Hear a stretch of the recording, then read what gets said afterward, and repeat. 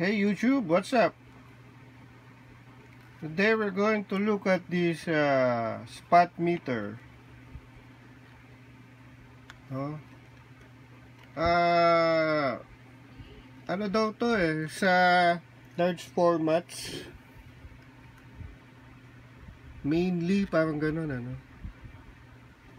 Mainly parang dun siya talagang ginagamit. So ito lang siya. Ayan na siya. Maganda, maayos pa Na-stock na kasi sa akin Wala naman akong large format. So, ayan. Ayan yung cosmetics. May mga signs na ng use. Na-stock sa akin to. Matagal na sa akin to. Hopefully, power. Ngayon, dun sa pictures, may ano siya, may mga fungus Sa labas lang siya. No? Wala namang wala akong nakikita sa loob noticeable sa loob. So as is na lang siya. Ayan yung serial number. Ito nilinis ko lang din kanina. So ayan yung condition ng lens. Of course, usual dust specks. Hindi naman mawawala yan. Ito yung strap. Yung battery hindi kasama. Ito yung lens cap. Tapos ito yung close-up lens.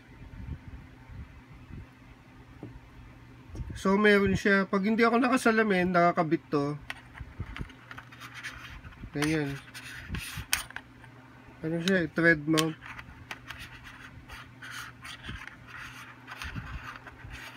Nalagay mo lang siya ganun. Okay na siya.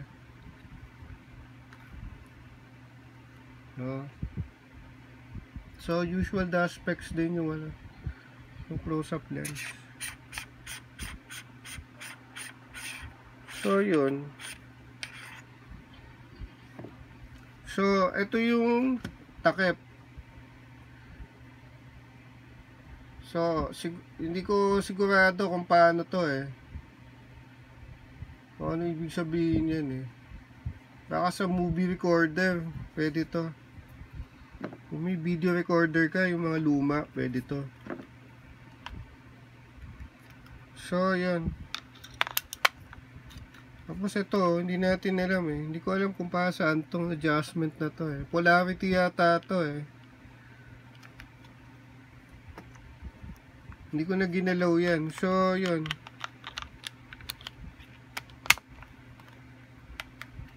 Diba? So pag ginon mo, ayun siya.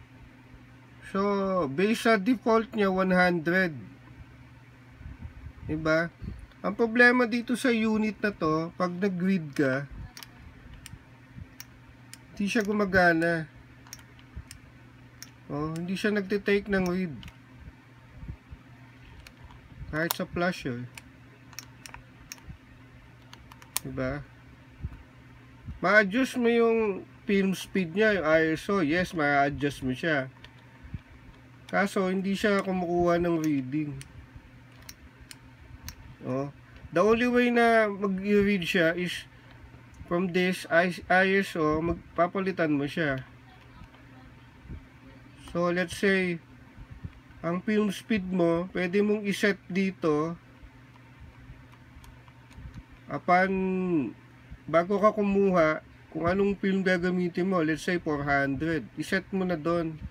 Pwedeng ganun Tapos pipindutin mo to ISO time. Yan. Diba?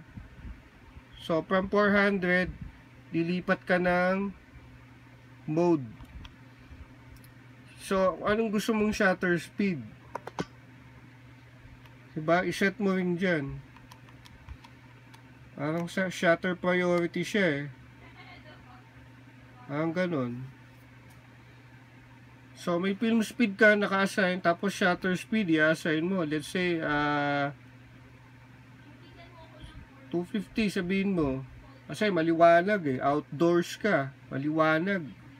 Mataas ang araw. Gaya, 250. Saka mo i-take yung reading.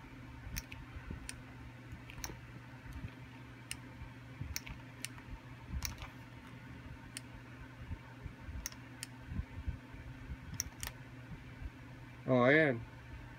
Nag-read na siya. Ayan. Nag-e-error siya pag madilim eh. Pag sa low light, nag-e-error eh.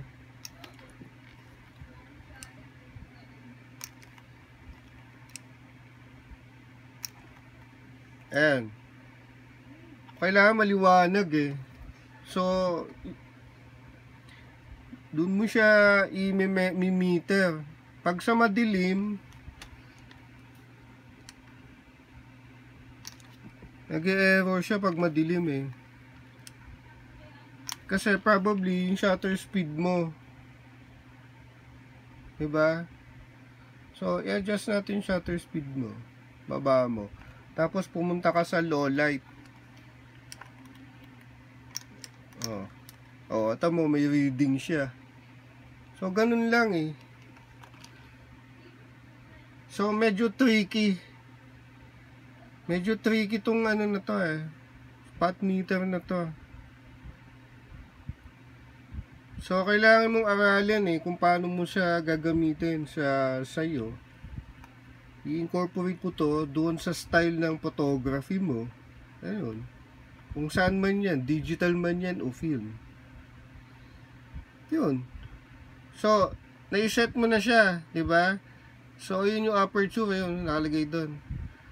'Di ba? So, kung gusto mong baguhin yung time, i-adjust mo ulit.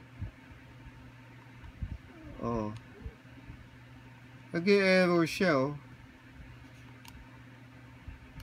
So, medyo tricky eh. Medyo tricky. Pag nag-set ka ng 250, make sure yung subject mo, pag pinoint mo to, dapat maliwanag. Para hindi mag-error. So, sa madilim, kailangan mo ng mababang shutter speed. Ayan, oh. Ga-adjust na siya. Automatic. So, ganun lang siya eh. Sa flash, probably the same ang principle probably. Diba? Set mo yung power. Ganun din. Kailangan mababa. Kailangan mababa yung ano. Sa flash, mas mahirap yata sa flash eh. Kasi nag-e-error pa din siya.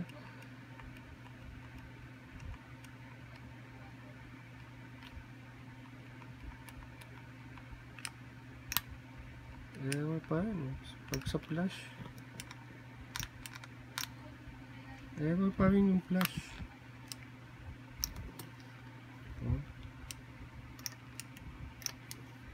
Ayan, medyo tricky yung flash eh.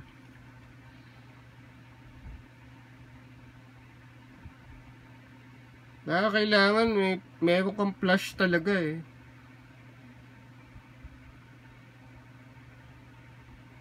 Pag flash na ganun, siguro kailangan real time eh. Nasample ka ng flash, saka mo siya kukunan. Baka ganun eh. Hindi ako sigurado. So, ganun lang siya. What else? Ito, exposure value.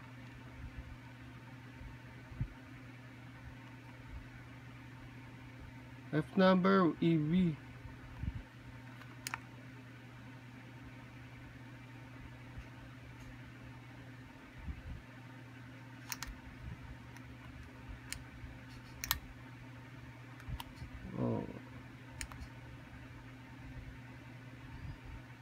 Ayun.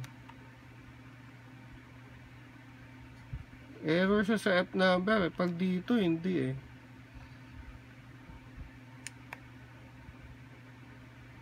So, siguro, kailangan nasa EV ka rin. Instead na F number, Pag nag-time ka, sasabay mo to. Exposure value. Oh, ayan, oh, kumukuha siya. So, yun. So, pag binalik mo siyang ganyan, oh, tapos in-adjust mo to,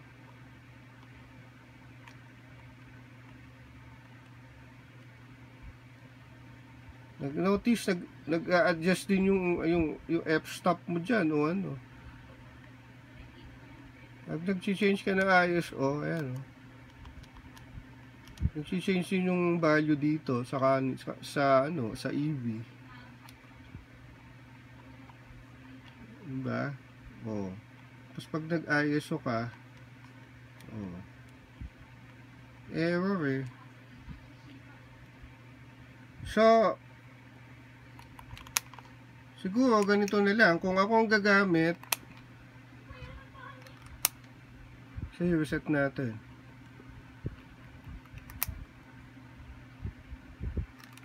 Kung ako magagamit, siguro doon na lang ako sa sa pag-adjust mo ng ISO, diba, i-on mo ulit para mag-reset, diba, i-on mo. Oh. Ayaw din niya eh. Total, ayaw din pag ganyan eh. Wala. Ito, ayaw din, wala. Mag-recall ka, wala. So, set mo yung ISO mo. Diba? Set mo muna ISO mo. Ay, hindi, set mo yung ISO mo. Ba, 400. Tama. Tapos, saka mo pindutin to. Balik ka sa time. Yan. Set mo yung shutter speed mo. Tapos, punta ka sa exposure value. Diba? Pwedeng ganun na eh. Para sigurado. Kaso iba eh. Iba yung EB sa F number. Tingnan mo, hindi gumagalaw din dun eh. So, baka plus to eh. EB means exposure value. May plus. May additional ka. So, yun yung F number mo. Plus, tapos may plus 4.9 ka. Probably. Ayan, nag-read siya oh. 1.4.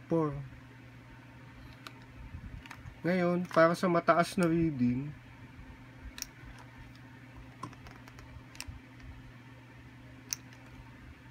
ayun 2.8. Nag-adjust din yung F number do sa taas. Ayun diba? So, pag lumipat ka sa EV, ang equivalent niya is 10.2. Yung gumagalaw na yung F number sa taas,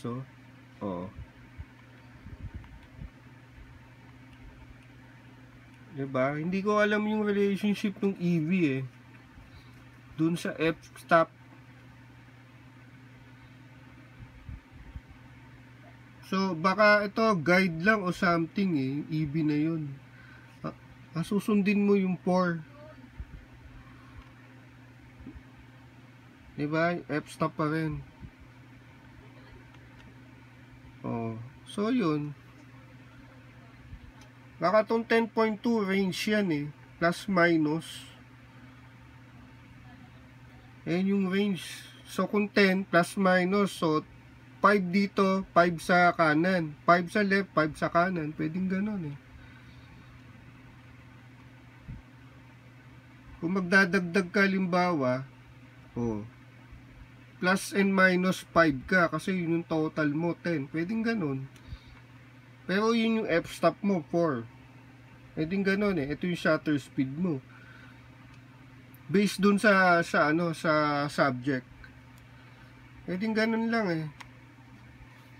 Tapos yung ilaw sa loob, diba yun kailangan i-press mo.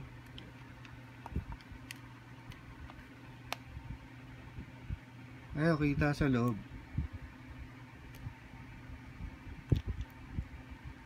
Hindi ba kita sa loob? Ayun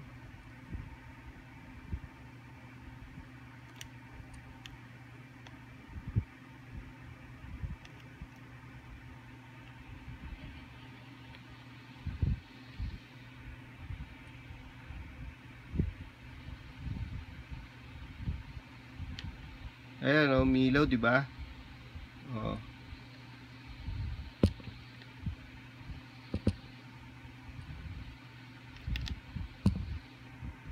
Umilaw eh. Medyo hindi lang kaya nung ano eh, nung camera ko eh. Pero umilaw siya. Tapos dito, sa labas, hindi yata umilaw yan. Doon lang yung sa loob. So, ganun lang siya. Basically, ang ano ko eh. Ito, hindi ko alam para saan to eh. Paki-research na lang. Tapos yung M, hindi ko rin alam eh kung para saan tong M na to.